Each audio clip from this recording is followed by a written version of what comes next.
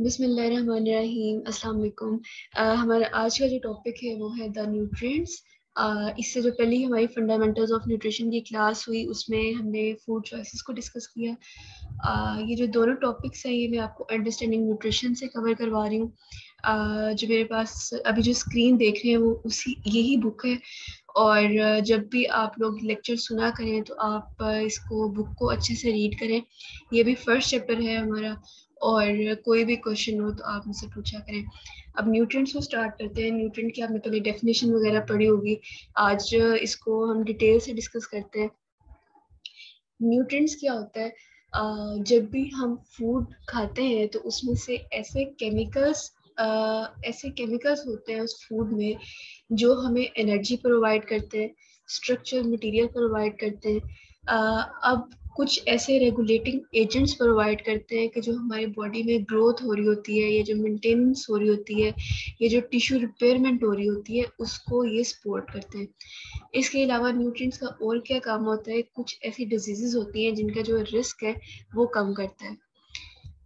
अब हमें पता है कि जो बॉडी है उसमें उसको कॉन्टिन्यूसली जो है वो मेंटेनेंस की ज़रूरत होती है। जैसे जो हमारी स्किन है वो हर 7 years के बाद कंप्लीटली रीजनरेट होती है, कंप्लीटली न्यू स्किन बनती है। इसके अलावा जो रेड ब्लड सेल्स हैं उनकी 120 days लाइफ होती है। 120 days के बाद दोबारा रेड ब्लड सेल्स ने बनना होता है।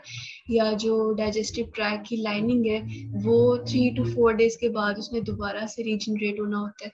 सो ये सारे जो चीज़ें हैं, ये जो सारे प्रोसेसेस हैं उनको मेंटेन करने के लिए बॉडी को न्यूट्रिएंट्स की ज़रूरत होती है। और वो न्यूट्रिएंट्स हम लोग कहाँ से लेते हैं? वो फूड से लेते हैं।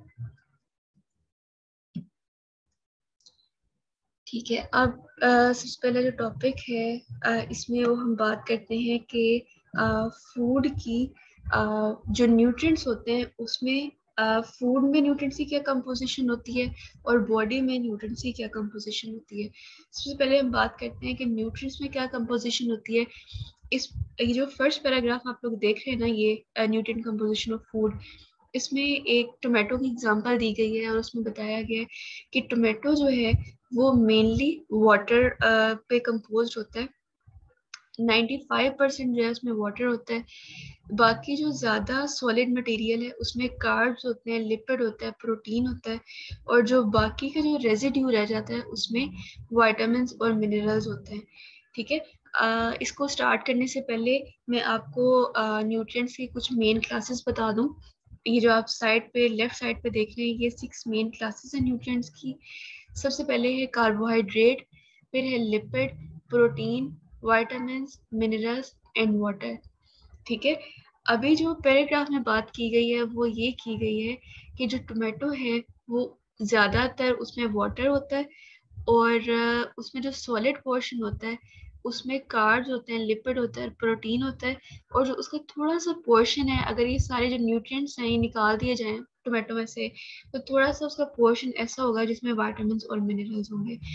ये सिर्फ टोमेटो की एग्जांपल है। अगर आप बाकी जो फूड आइटम्स हैं उनकी भी आप एग्जांपल लें तो ज़्यादातर कंपोजिशन यही होती है कि मेजर जो न्यूट्रिएंट्स हैं कार्ब, लिपिड, प्रोटीन और वाटर वो ज़्यादा क्वांटिटी में होते हैं और जो मिनरल्स और विटामिन हैं वो कम क्वांटिटी में होते हैं। इसके अलावा इसमें ये बात की गई है कि मेन क्लासेस तो ये हैं न्यूट्रिएंट की, बट कुछ ऐसे फैक्टर्स भी होते हैं, कुछ ऐसे केमिकल्स और भी होते हैं जो कि फूड में पाए जाते हैं। जैसे फाइबर हो गया या फाइटोकेमिकल्स हो गया, पिगमेंट्स हैं, एडिटिव्स हैं, अल्कोहल है। इसमें से कुछ न्यूट्रिएंट्स बेनिफिशियल होते हैं, कुछ जो न्यूट्रिएंट्स हैं वो हार्मफुल होते हैं। बट अभी इस लेक्चर में मैं आपको जो मेन क्लासेस हैं उस पर ही फोकस मैं करूँगी। अब हमने पहले बात की कि फूड में न्यूट्रिएंट की क्या कंपोजिशन होती है। अब हम बात करेंगे कि बॉडी में न्यूट्रिएंट की क्या कंपोजिशन होती है। ये डायग्राम आप देखें, इसमें जो ब्लू वाला पोर्शन है वो रिप्रेजेंट करता है वाटर को। ये जो आप गोल्डन सा पोर्शन देख रहे हैं ये रिप्रेजेंट करता है फैट को। और ये जो बाकी आप पीच सा पोर्शन देख रहे हैं ये रिप्रेजेंट करता है बाकी जो हमारे न्यूट्रिएंट की क्लासेस हैं उसको। इसमें बताया गया है कि जो ह्यूमन बॉडी है उसमें मेजर पोर्शन वाटर का होता है। उसके बाद जो फैट है वो होता है और सबसे कम पोर्शन बाकी न्यूट्रिएंट्स का होता है। ये एमसीक्यूज में आ जाता है, इसको आपने अच्छे से याद करने के। ह्यूमन बॉडी है उसमें ऑलमोस्ट 60% वाटर होता है। फीमेल के केस में 13 to 21% फैट होता है। सॉरी, मेल के केस में 13 to 21% जो है फैट होता है, और फीमेल के केस में 23 to 31% फैट होता है। फैट वुमेन में ज्यादा होता है, और जो बाकी का पोर्शन होता है उसमें कार्ब्स आ जाएंगे, प्रोटीन आ जाएगा, वाइटामिन आ जाएंगे, मिनरल्स आ जाएंगे। ठीक है, अब इसको पहले परसेंटेजेस में बताया गया है, अब एग्जांपल देके बताया गया कि अगर एक 150 पाउंड का बंदा है तो उसमें 90 पाउंड जो है वो वाटर होगा, 20 to 45 पाउंड जो है वो फैट होगा, और बाकी जो पाउंड्स हैं, जो बाकी पाउंड बचेंगे उसमें प्रोटीन होगा, कार्ब्स होंगे, जो मिनरल्स वाइटामिन होंगे वो होंगे। अब बात करते हैं केमिकल कंपोजिशन ऑफ न्यूट्रिएंट्स, कि न्यूट्रिएंट की केमिकल कंपोजिशन क्या होती है। सबसे जो सिंपलेस्ट न्यूट्रिएंट है वो मिनरल होता है। उसमें उसके जो सारे एटम्स होते हैं वो एक ही तरह के होते हैं, और उसकी आइडेंटिटी चेंज नहीं होती। जैसे अगर आप आयरन की बात कर लें तो आयरन पे मे बी डिफरेंट, आयरन का क्या सिंबल होता है, Fe। ठीक है, उस पर चार्जेस डिफरेंट हो सकते हैं। जैसे फेरिक है उस पर +3 चार्ज होते हैं, फेरिस है उस पर +2 चार्ज होते हैं। मे बी चार्ज डिफरेंट हो, बट एक दफा जब वो बॉडी में चला जाता है उसके सारे एटम्स एक जैसे रहते हैं। जैसे ही वो बॉडी में जाता है तो वो रेड ब्लड सेल का पार्ट बन जाता है। जब रेड ब्लड सेल टूटते हैं तो आयरन भी बॉडी में से एक्सक्रीट हो जाता है। इसके अलावा सबसे सिंपलेस्ट था मिनरल।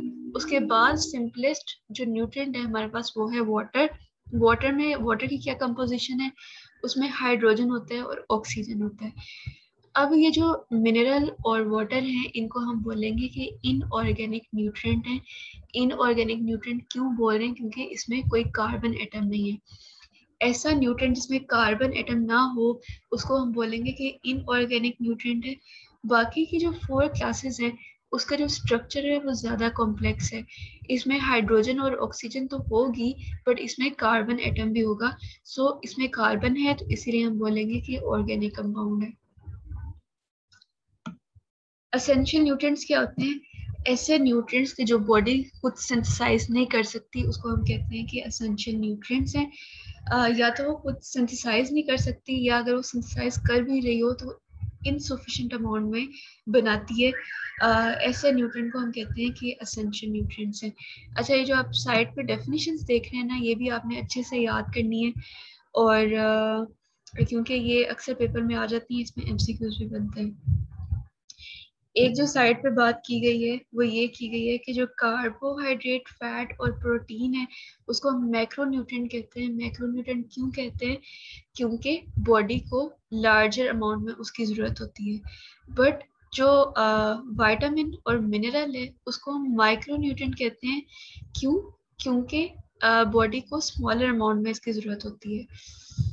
ये जो टेबल है इसको आपने अच्छे से याद करना है कि इसमें बताया गया, एक तो उसकी कंपोजिशन बताई गई है, कि जो मिनरल, सबसे पहले बताया गया कि इनऑर्गेनिक न्यूट्रिएंट्स कौन कौन से हैं। मिनरल और वाटर इनऑर्गेनिक न्यूट्रिएंट है। ऑर्गेनिक न्यूट्रिएंट की बात करें उसमें कौन कौन से आ जाते हैं, कार्ब, लिपिड, प्रोटीन, विटामिन। क्यों, क्योंकि इसमें कार्बन है। इसके अलावा ये सारी कंपोजिशन बताई गई है कि जो मिनरल वाटर में है उसमें कार्बन नहीं है। इसके अलावा हाइड्रोजन जो है वो मिनरल्स में नहीं होता, वाटर में होता है, बाकी न्यूट्रिएंट्स में होता है। ऑक्सीजन का भी यही केस है। नाइट्रोजन जो है वो कुछ प्रोटीन्स में पाया जाता है। जो मिनरल है वो मिनरल्स में पाए जाएंगे। कुछ प्रोटीन इस तरह के होते हैं कि जिनमें सल्फर पाया जाता है। जो नीचे 2 पॉइंट्स हैं इनको भी आपने अच्छे से याद करना है। इसमें लिखा हुआ है कुछ प्रोटीन इस तरह के होते हैं कि जिसमें मिनरल सल्फर होता है, या कुछ विटामिन भी इस तरह के होते हैं कि जिसमें नाइट्रोजन पाया जाता है। अब ये जो ऊपर लिखा गया है कि energy measured in kilo calories, के जो फूड में एनर्जी होती है उसको हम किस तरह, किस यूनिट में कैलकुलेट करते हैं, उसको हम किलो कैलोरीज में कैलकुलेट करते हैं। अच्छा, एनर्जी को हम कैलोरीज में भी मेजर कर सकते हैं, बट कैलोरी इतना छोटा यूनिट है कि उसको मेजर करना जो है ना वो बड़ा डिफिकल्ट होता है। जैसे अगर मैं आपको अभी एग्जांपल दूं, अगर मैं कहती हूँ ना कि एप्पल में 60 कैलोरीज हैं, तो वो 60 कैलोरीज नहीं, 60 किलो कैलोरीज हैं। अगर मैं बात करूँ ना किलो कैलोरीज में, अगर हम ना उसको मेजर कर रहे होते, अगर हम कैलोरीज में मेजर कर रहे होते, तो मैं आपको कहती कि एक एप्पल में 60,000 कैलोरीज हैं। एक जो किलो कैलोरी है ना उसमें 1000 कैलोरीज है। सो इतनी लंबी कैलकुलेशन से बचने के लिए हम लोग किलो कैलोरीज में मेजर करते हैं, बट बोलते हैं हम लोग कैलोरीज ही हैं।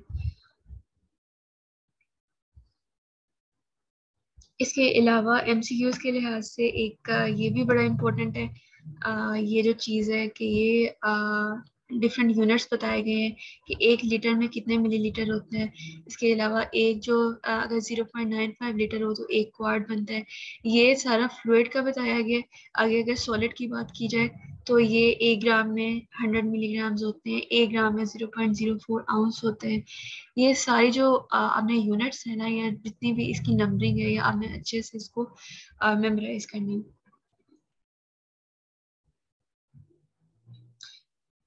एक जो बड़ा इम्पोर्टेंट एमसीक्यू आता है ना पेपर में, वो ये होता है कि आपको कोई भी फूड आइटम दी होती है, फूड आइटम में आपको ये बताया गया होता है कि इसमें इतने ग्राम कार्ब है, इतने ग्राम फैट है और इतने ग्राम प्रोटीन है। तो अब बताएं कि ये जो फूड आइटम है ये कितनी एनर्जी प्रोवाइड करेगा।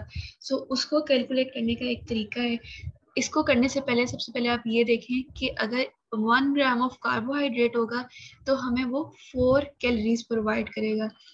इसी तरह 1 ग्राम फैट हमें 9 कैलोरीज प्रोवाइड करेगा। जो प्रोटीन है वो हमें 4 किलो कैलोरीज प्रोवाइड करेगा अगर 1 ग्राम हो तो। इसके अलावा अल्कोहल की बात की जाए तो 1 ग्राम अल्कोहल जो है वो हमें 7 किलो कैलोरीज प्रोवाइड करता है, बट वो जो है वो बेनिफिशियल न्यूट्रिएंट नहीं है। वो बड़ी सारी इंटरफेरेंस करता है बॉडी की ग्रोथ के साथ, मेंटेनेंस के साथ, रिपेयर के साथ। सो इस पॉइंट को आप याद रखें। अब इसकी तरफ आते हैं। इसमें क्या एग्जांपल दी गई है, इसमें जो ऑथर है उसने लिखा हुआ है कि एक स्लाइस है ब्रेड का, उसमें 1 टेबलस्पून पीनट बटर लगा हुआ है। ठीक है, अब ये जो फूड है ये हमें 60 ग्राम कार्ब प्रोवाइड कर रही है, 7 ग्राम प्रोटीन प्रोवाइड कर रही है और 9 ग्राम फैट प्रोवाइड कर रही है। अब उसने पूछा हुआ है कि अब बताएं कि ये जो 1 स्लाइस ऑफ ब्रेड है विद पीनट बटर ये हमें कितनी एनर्जी प्रोवाइड करेगा। सो इसका क्या फॉर्मूला होता है कि आपने हर न्यूट्रिएंट को पहले सेपरेटली उसकी कैलोरीज निकालनी है। जैसे हमें पता है कि कार्ब 16 ग्राम कार्बोहाइड्रेट है, तो हमें पता है कि 1 ग्राम जो है वो 4 किलो कैलोरीज प्रोवाइड करता है कार्बोहाइड्रेट का। तो 60 ग्राम को हम 4 के साथ मल्टीप्लाई करेंगे और ये हमें 64 किलो कैलोरीज आ गई। इसी तरह प्रोटीन जो है वो 7 ग्राम प्रोटीन हमें प्रोवाइड करा था। जो 1 ग्राम ऑफ प्रोटीन है वो 4 किलो कैलोरीज प्रोवाइड करता है, सो हम उसको 4 से मल्टीप्लाई करेंगे तो हमारे पास प्रोटीन की कैलोरीज आ गई।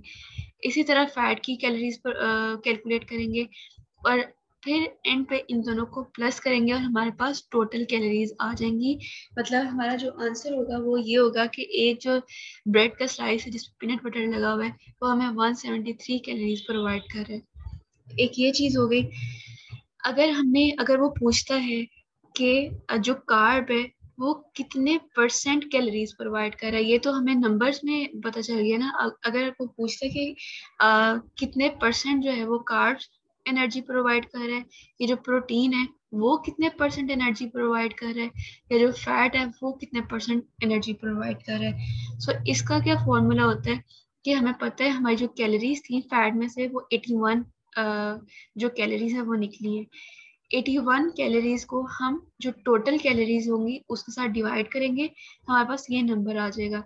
इस नंबर को जब हम 100 से मल्टीप्लाई करेंगे तो हमारे पास परसेंटेज आ जाएगी, यानी कि 47% जो फैट है वो हमें एनर्जी प्रोवाइड कर रहा है ब्रेड के एक स्लाइस और पीनट बटर का जो 1 टेबल स्पून है वो। इसकी आपने प्रैक्टिस करनी है, सो आपको ये चीज जो है वो क्लियर हो जाए।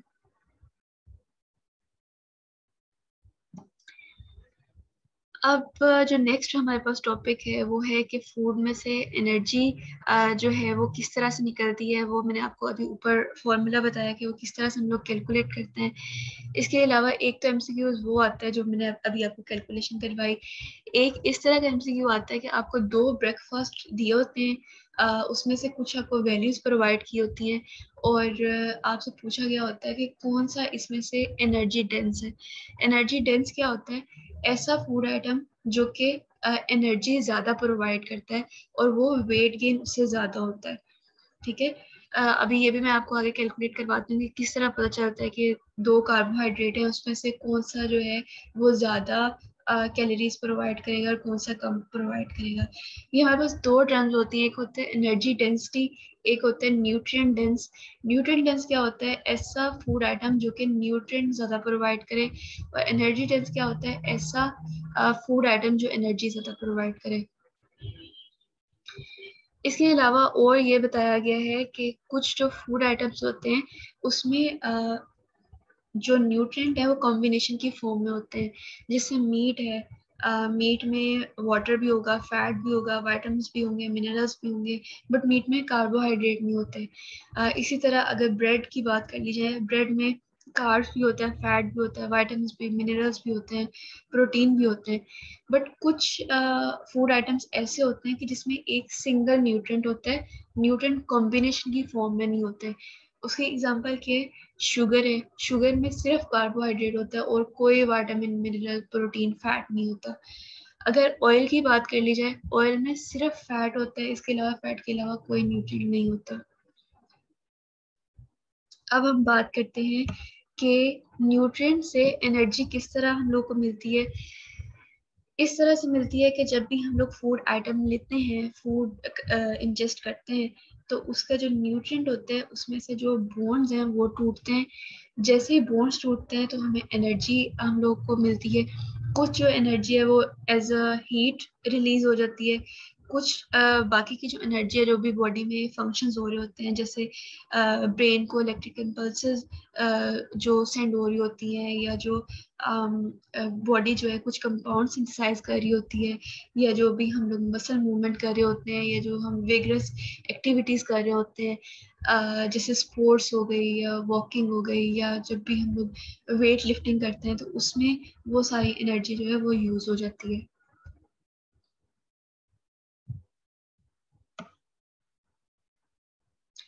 अब जो मैं आपको बात कर रही थी एनर्जी डेंसिटी की, सो वो ये है कि हम लोग को जो एमसीक्यूज आएगा ना वो इस तरह कोई भी आपको फूड आइटम का नाम बताया गया होगा, उसमें आपको बताया गया होगा कि इतने ग्राम जो है वो ब्रेकफास्ट है, वो ये इतनी कैलोरीज प्रोवाइड कर रहा है। ठीक है। तो आप बताएं कि इसमें से इसी तरह जो दूसरा ब्रेकफास्ट होगा उसका भी ग्राम्स बताए गए होंगे और कैलोरीज बताई गई होंगी। सो आपने क्या करना है कि जो कैलोरीज होंगी उसको डिवाइड कर देना है टोटल नंबर ऑफ ग्राम से। तो हमारे पास ये जो है 1.3 किलो कैलोरीज पर ग्राम आ जाएगा। इसी तरह इसका भी अगर आप कैलकुलेट करेंगे तो 3.5 आ जाएगा किलो कैलोरीज। मतलब कि ये वाला जो ब्रेकफास्ट है वो ज्यादा कैलोरीज प्रोवाइड कर रहा है, ये वाला ब्रेकफास्ट कम कैलोरीज प्रोवाइड कर रहा है। सो ये जो ब्रेकफास्ट है, ये इसको हम बोलेंगे कि एनर्जी डेंस ब्रेकफास्ट है और ये वेट गेन की तरफ लेके जाएगा। और ये वाला जो ब्रेकफास्ट है ये वेट गेन नहीं करेगा, ये ज्यादा न्यूट्रिएंट्स प्रोवाइड करेगा। इसका पिक्चर देखिए आपको पता चल रहा है कि ये न्यूट्रिएंट डेंस है और ये न्यूट्रिएंट डेंस नहीं है, ये सिर्फ एनर्जी डेंस है। इसके अलावा जो मैंने ऊपर बात की, जो तीन हमारे पास न्यूट्रिएंट्स थे, कार्ब, प्रोटीन और फैट, मैंने बोला कि ये जो है ये एनर्जी प्रोवाइड करते हैं। बट एनर्जी प्रोवाइड करने के अलावा ये कुछ और काम भी करते हैं। जैसे अगर प्रोटीन की बात कर ली जाए ना, तो मेजर जो तीनों में से कार्ब, फैट और प्रोटीन, इन तीनों में से मेजर जो एनर्जी प्रोवाइड करते हैं वो होते हैं कार्ब और फैट। प्रोटीन भी एनर्जी प्रोवाइड करता है बट प्रोटीन के और बहुत सारे वाइटल फंक्शंस होते हैं। कौन कौन से होते हैं? जैसे वो मसल या जो स्किन है उसको स्ट्रक्चर्स प्रोवाइड कर रहा होता है, डाइजेशन में हेल्प आउट कर रहा होता है, और एनर्जी के मेटाबॉलिज्म में हेल्प आउट कर रहा होता है। अब ये जो मैक्रो न्यूट्रिएंट्स थे ना वो मैंने आपको करवा दिए जो एनर्जी प्रोवाइड कर रहे होते हैं। बाकी अब हम आते हैं इन जो माइक्रो न्यूट्रिएंट है। माइक्रो न्यूट्रिएंट हमारे पास कौन कौन से थे? विटामिन थे और मिनरल्स थे। उनकी बात करते हैं। विटामिन की सबसे पहले बात कर ली जाए। विटामिन ऑर्गेनिक होते हैं, पहले भी बात की। इसके अलावा विटामिन एनर्जी प्रोवाइड नहीं करते, बट जो भी एनर्जी कार्ब, फैट और प्रोटीन में से रिलीज हो रही होती है उसको फैसिलिटेट करते हैं, उसको सपोर्ट करते हैं। इसके अलावा इनका और भी बहुत सारा काम होता है, फंक्शंस होते हैं बॉडी में। टोटल हमारे पास 13 विटामिन हैं, सबका अपना अपना रोल है। कुछ जो विटामिन हैं वो ये जो आई साइट है उसके लिए बहुत अच्छे होते हैं। कुछ जो विटामिन हैं वो हमें एयर पोल्यूशन से प्रोटेक्ट कर रहे होते हैं। कुछ विटामिन जो है वो सेक्स हार्मोन्स को सिंथेसाइज करने में हेल्प आउट कर रहे होते हैं। कुछ विटामिन अगर हमारी ब्लीडिंग हो जाए उसको स्टॉप करने में हेल्प आउट करते हैं। इसी तरह विटामिन का बहुत सारा फंक्शंस होते हैं।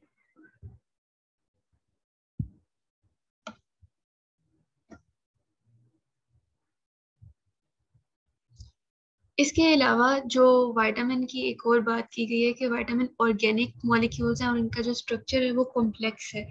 यानी अगर इनको जरा से भी हीट लगेगी या लाइट लगेगी या कोई भी केमिकल एजेंट लगता है तो ये मतलब डिस्ट्रॉय हो सकते हैं। सो इनको बड़े केयरफुली जो है वो हैंडल करना पड़ता है। ड्यूरिंग कुकिंग जो है वो टेम्परेचर मॉडरेट रखें, ज़्यादा देर कुक ना करें, सो जो विटामिन है वो प्रिजर्व रहे। मिनरल्स क्या है? मिनरल्स भी बहुत सारे इनके फंक्शंस होते हैं, जैसे बोन या टीथ में हेल्प आउट कर रहे होते हैं उसके स्ट्रक्चर को मेंटेन करने में। इसके अलावा मिनरल्स जो है वो बॉडी के फ्लूइड में होते हैं, सो जो बॉडी फ्लूइड है उसका बैलेंस मेंटेन रहे, जैसे सोडियम है या पोटेशियम है। इसके अलावा ये एनर्जी प्रोवाइड नहीं करते। 16 मिनरल्स हैं जो कि बॉडी के लिए असेंशियल है। कुछ और मिनरल्स हैं उनको अभी स्टडी किया जा रहा है कि वो असेंशियल है या नहीं है। जैसे एक लेड है, वो है तो मिनरल बट वो बॉडी के लिए बहुत हार्मफुल है। इसके अलावा मिनरल जो है वो इनऑर्गेनिक है। अच्छा, जितनी केयरफुली हैंडलिंग जो है वो विटामिन के लिए ज़रूरी होती है ना, उतनी मिनरल्स के लिए ज़रूरी नहीं होती।